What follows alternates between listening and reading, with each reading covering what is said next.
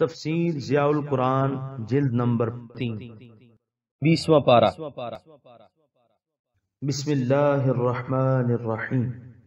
تفسیر ضیاء القرآن جلد نمبر 3 20واں پارہ۔ بسم اللہ الرحمن الرحیم۔ سورہ قصص آیت نمبر 22۔ وَلَمَّا تَوَجَّهَ تِلْقَاءَ مَدْيَنَ قَالَ عَسَى رَبِّي أَن يَهْدِيَنِي سَوَاءَ السَّبِيلِ۔ ترجمہ: اور جب آپ روانہ ہوئے مدین کی جانب تو دل میں کہنے لگے، امید ہے میرا رب میری رہنمائی فرمائے گا سیدھے راستے کی طرف۔ سورہ قصص آیت نمبر 22 کی تفسیر۔ جب مصر میں ٹھہرنا ناممکن ہو گیا تو آپ نے مدین کا رخ کیا، کیونکہ یہی ایک ایسا علاقہ تھا جو فرعون کی مملکت سے باہر تھا اور اس کے علاوہ آباد بھی تھا اور قریب بھی تھا۔ نیز آپ کو یہ بھی خبر ہوگی کہ وہاں کے باشندے بھی حضرت ابراہیم علیہ السلام کے فرزند مدین کی اولاد ہیں اور ان سے خونی قرابت بھی ہے، اس لیے آپ مدین کی طرف روانہ ہوئے، لیکن پاس نہ سواری ہے نہ زاد راہ، راستہ بھی معلوم نہیں، لیکن دل میں یقین ہے کہ میرا پروردگار ضرور میری رہنمائی فرمائے گا۔ سورہ قصص آیت نمبر 23۔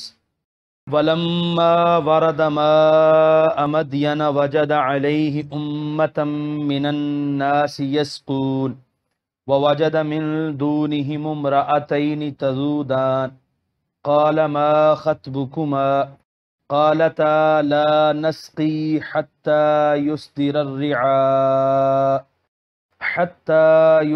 الرِّعَاءُ وَأَبُونَا شَيْخٌ كَبِيرٌ۔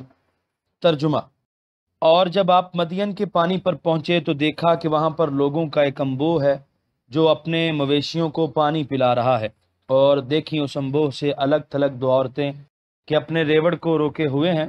آپ نے پوچھا، تم کیوں اس حال میں کھڑی ہو؟ ان دونوں نے کہا، ہم نہیں پلا سکتی جب تک چرواہے اپنے مویشیوں کو لے کر واپس نہ چلے جائیں، اور ہمارے والد بہت بوڑھے ہیں۔ سورہ قصص آیت نمبر 23 کے پہلے حصے کی تفسیر۔ آپ تھکے ماندے مدین کے باہر جو کنواں تھا وہاں پہنچے تو دیکھا لوگوں کا ایک جمگھٹ ہے اور ہر ایک اپنے اپنے جانوروں کو پانی پلانے میں مصروف ہے، لیکن دور ایک گوشے میں دو عورتیں الگ تھلگ کھڑی ہیں اور اپنے ریوڑ کو روکے ہوئے ہیں تاکہ بھیڑ بکریاں ادھر ادھر منتشر نہ ہو جائیں۔ آپ نے ان کو یوں چپ چاپ کھڑے ہوئے دیکھا تو پوچھا، تم اس طرح کیوں کھڑی ہو؟ تمہارا کیا مقصد ہے؟ سورہ قصص آیت نمبر 23 کے دوسرے حصے کی تفسیر۔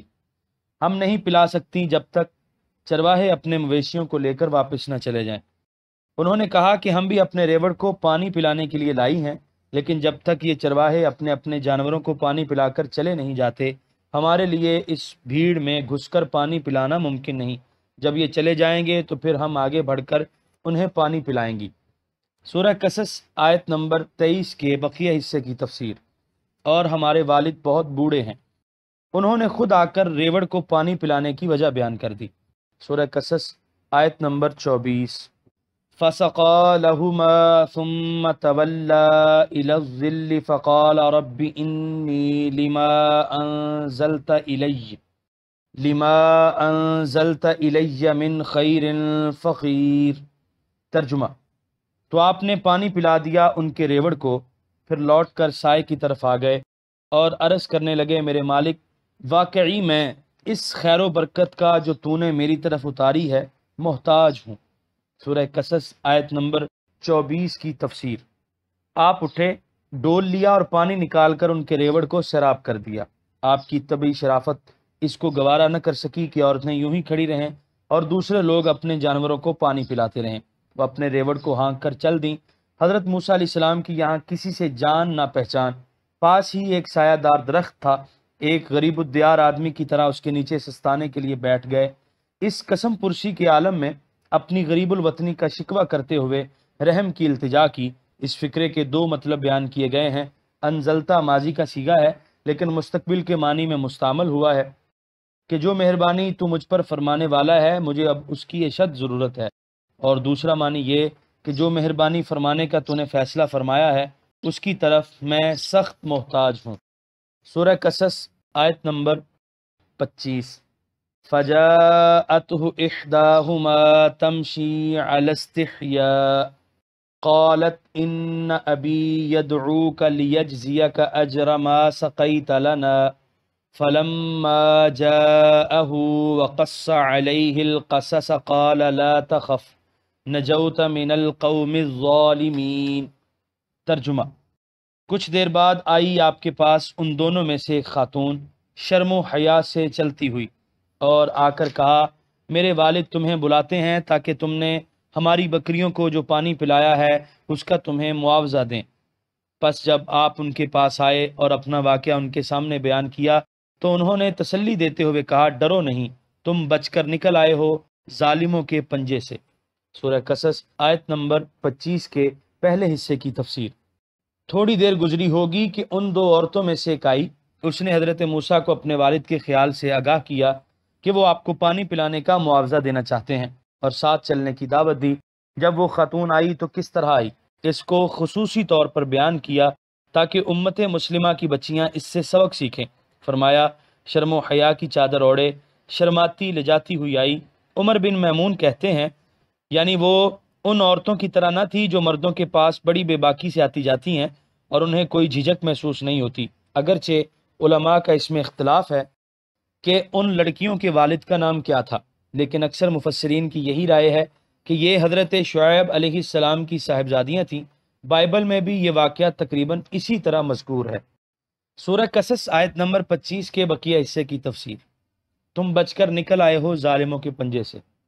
موسیٰ علیہ السلام تشریف لائے اور اپنا سارا ماجرا کہہ سنایا۔ انہوں نے تسلی دیتے ہوئے کہا، اب فکر و اندیشہ دل سے نکال دو، تم ظالموں کی گرفت سے نکل آئے ہو، یہاں اب تمہیں کسی قسم کا خطرہ نہیں۔ علامہ آلوسی لکھتے ہیں کہ حضرت موسیٰ اجرت لینے کے لیے نہیں آئے تھے، بلکہ آپ کے پیش نظر ایک بزرگ کی زیارت کرنا تھی۔ چنانچہ ابن عساکر لکھتے ہیں کہ حضرت شعیب علیہ السلام نے کھانا پیش کیا تو آپ نے کھانے سے انکار کر دیا۔ وجہ پوچھی تو بتایا کہ میں اس خاندان سے تعلق رکھتا ہوں جو اپنے نیک عمل کو کسی قیمت پر بیچنے کے لیے تیار نہیں ہوتے۔ آپ نے فرمایا، ہم بھی مہمان کی تواضع کرنا اپنا فرض سمجھتے ہیں، اسے اجرت خیال نہ کرو، بلکہ یہ ضیافت ہے جو ہمارے آبائے کرام کی سنت ہے۔ سورہ قصص آیت نمبر 26۔ قالت احداہما یا ابت استأجر ان خیر من استأجرت القوی الامین۔ ترجمہ: ان دو میں سے ایک خاتون نے کہا، میرے محترم باپ، اسے نوکر رکھ لیجئے، بے شک بہتر آدمی جس کو آپ نوکر رکھیں وہ ہے جو طاقتور بھی ہو، دیانت دار بھی ہو۔ سورہ قصص آیت نمبر 26 کی تفسیر۔ ان بچیوں کو ریوڑ چرانے، اس کی حفاظت کرنے اور پھر ان کو اس بھیڑ میں پانی پلاتے وقت بڑی دقتوں کا سامنا کرنا پڑتا تھا۔ انہوں نے آپ کی جسمانی قوتوں کا اندازہ لگا لیا تھا کہ کس طرح بھیڑ کو چیرتے ہوئے انہوں نے تھوڑے سے وقت میں ان کے سارے ریوڑ کو سیراب کر دیا۔ پھر ان کے شرم و حیا کو دیکھا کہ وہ کسی اجنبی عورت کی طرف نظر اٹھا کر دیکھنا بھی گوارا نہیں کرتے، تو اپنے والد بزرگوار سے یہ عرض کی۔ سورہ قصص آیت نمبر 27۔ قال انی اريد ان انکحک احدی ابنتی ہاتین على ان تأجرنی 8 حجج فإن أتممت 10 فمن عندك وما أريد أن أشق عليك ستجدني إن شاء الله من الصالحين۔ ترجمہ: آپ نے کہا، میں چاہتا ہوں کہ میں بیاہ دوں تمہیں ایک ان اپنی 2 بچیوں سے، بشرط یہ کہ تو میری خدمت کرے 8 سال تک، پھر اگر تم پورے کر دو 10 سال تو یہ تمہاری اپنی مرضی، اور میں نہیں چاہتا کہ تم پر سختی کروں۔ تو پائے گا مجھے اگر اللہ نے چاہا نیک لوگوں سے جو وعدہ ایفا کرتے ہیں۔ سورہ قصص آیت نمبر 27 کی تفسیر۔ حضرت شعیب علیہ السلام کو بھی ان دشواریوں کا احساس تھا جن کا ذکر ان کی صاحبزادی نے کیا۔